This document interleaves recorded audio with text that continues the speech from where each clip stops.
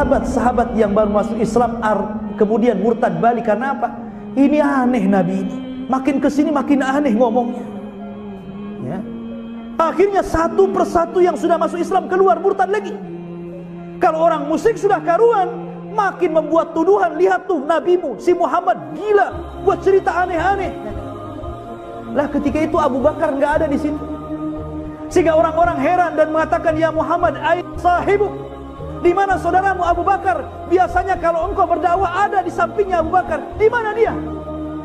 Akhirnya kemudian dicarinya Abu Bakar. Sudah ketemu, hai Abu Bakar, kau tahu apa yang terjadi di sana? Lihat saudaramu si Muhammad itu ngaco, dia cerita begini dalam satu malam. Abu Bakar langsung bangkit dan mengatakan, wallahi demi Allah, kalau seandainya ada peristiwa yang lebih mustahil yang terjadi kepada Rasulullah, maka aku orang yang pertama kali membenarkannya. Masya Allah. Dari sini disematkan kalimat As-Siddiq di belakang nama Abu Bakar, karena dia membenarkan peristiwa yang didustakan seluruh manusia. Makanya wajar kalau Abu Bakar disebut Abu Bakar As-Siddiq. Siddiq itu artinya pembenar ketika manusia mendustakan Rasul. Masyarul muslimin yang dimuliakan Allah Azza wa Jalla. Lah di tahun inilah kemudian orang-orang Quraisy, orang-orang Madinah, orang-orang Yathrib banyak yang haji ke Mekah. Setelah kejadian Isra Mi'raj, rupanya ada 12 dari Yathrib masuk Islam, kemudian menyebarkan dakwah di Yathrib di Madinah. Akhirnya menyebar setelah peristiwa Isra Mi'raj, maka Allah mengizinkan Rasul untuk hijrah. Maka Rasul memerintahkan seluruh sahabatnya untuk berangkat ke Yathrib, karena sudah mendapatkan tempat yang diizinkan Allah. Yang ada di Ethiopia suruh pulang-pulang semua. Kita sudah mendapatkan tempat yang aman. Maka seluruh para sahabat akhirnya hijrah setelah peristiwa Isra dan Mi'raj ini. Taib. Apa yang kita bisa petik dari pelajaran Isra Mi'raj ini? Yang pertama, Isra Mi'raj ini adalah kejadian yang tidak masuk di akal. Tetapi bukan tidak bisa dibuktikan secara fakta, bisa. Saya contohkan. Bapak berjalan dari Batam ke Jakarta, naik pesawat Lion, hanya sekedar memberikan berkas ke kawan yang di Jakarta, kemudian balik lagi ke Batam. Ketika Bapak membeli tiket, tiba-tiba ada seekor semut masuk ke tas. Kemudian semut ini terbawa Bapak sampai ke Jakarta. Sampai di Jakarta setelah ngasih berkas, kemudian balik lagi ke Batam. Kemudian semut ini keluar dari tas, kemudian ngomong sama kawan-kawannya, saya habis dari Jakarta. Kira-kira kawan-kawan semutnya bilang gila nggak? Gila, kaki aja kecil ke Jakarta katanya. Tapi peristiwa ini benar nggak? Benar kan? Memang dia ke Jakarta kok. Kenapa kalau semut bisa ke Jakarta lewat perantara orang, kenapa Nabi SAW didustakan? Padahal itu kuasa Allah. Bisa dibuktikan secara akal. Yang kedua, kita harus bangga dengan Nabi SAW dan harus beriman sepenuhnya bahwa Nabi SAW diangkat sampai ke Sidratul Muntaha. Kalau dulu saya masih kecil, saya didoktrin dengan cerita kisah Neil Armstrong yang sampai ke bulan,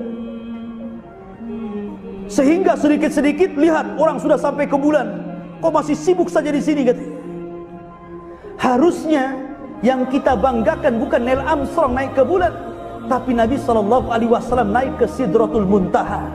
Lebih tinggi mana bulan dengan Sidratul Muntaha juga? Ya jelas lebih tinggi Sidratul Muntaha karena bulan itu di langit dunia.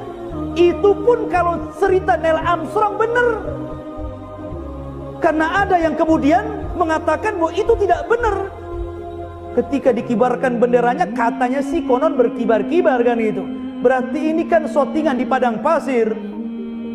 Oke lah, kita benarkan dia sampai ke bulan, kita tidak dustakan. Memang ada orang yang sampai ke bulan, tapi kita tidak pernah bangga. Justru kita harus bangga dengan Nabi SAW yang bukan hanya sampai ke bulan, tapi sampai ke Sidratul Muntaha. Lebih hebat daripada Neil Armstrong.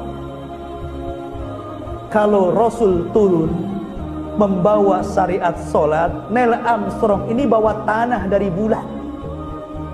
Mulia mana itu tanah dengan solat? Tanah diinjak gitu kan. Solat ibadah kepada Allah. Kita harus bangga dengan Nabi SAW. Makanya kalau kita cerita, kita tidak hendak membeda-bedakan para nabi dan rasul. Karena Allah mengatakan la nufarriqu baina ahadin mir rusuli. Kita tidak boleh membeda-bedakan antar para nabi dan rasul. Tetapi kalaulah seandainya kita katakan bahwa Nabi Musa alaihi salatu wassalam, ya, ataupun Nabi Idris alaihi salatu wassalam, dia sampai ke langit keempat, maka Rasul sampai ke Sidratul Muntaha. Kalau dikatakan bahwa Adam masuk surga, Rasul juga masuk surga. Bahkan kemuliaan Rasul jauh menjangkau kemuliaan Adam. Walaupun malaikat sujud kepada Adam, tapi kan sujudnya satu kali saja. Karena menggunakan fi'lul madhi dalam bahasa Arab itu kata kerja bentuk lampau.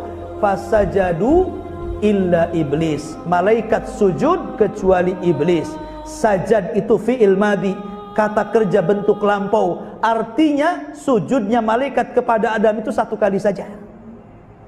Tapi solawatnya para malaikat kepada Rasul itu menggunakan bahasa fi'lul mudhari, kata kerja bentuk sekarang dan yang akan datang.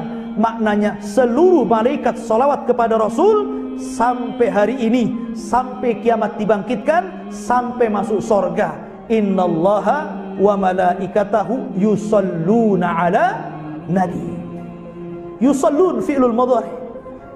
Kalau sujud fi'lul madhi. Maka di sini ikhwan bahwa kita ini punya nabi yang luar biasa, melebihi seluruh nabi-nabi dan rasul. Bagaimana tidak luar biasa? Satu, nabi itu disucikan jiwanya, Pak. Apa ayatnya? Disucikan jiwanya. Nabi SAW dibelah dadanya. Alam nashrah laka sadrak. Bukankah kami telah belah dadamu dan kami bersihkan dadamu ya Muhammad. Yang kedua, lisan Rasul itu dijaga oleh Allah. Wa ma yantiqu anil hawa in huwa illa wahyun yuha. Rasul itu kalau ngomong bukan hawa nafsunya, tapi wahyu yang diwahyukan kepadanya. Rasul dijaga matanya, mazagol basaru wa ma tagha. Allah jaga kedua pandangan Rasul. Dan Nabi SAW dijaga akhlaknya, wa innaka la ala khuluqin adzim. Engkau di atas akhlak yang paling tinggi. Bahkan wahyu yang diturunkan kepada Rasul, allamahu syadidul quwa. Malaikat Jibril yang mengajarkannya. Dan Rasul punya Al-Quran, mukjizat tertinggi dari seluruh kitab langit yang ada. Karena seluruh kitab-kitab ada pada Al-Quran.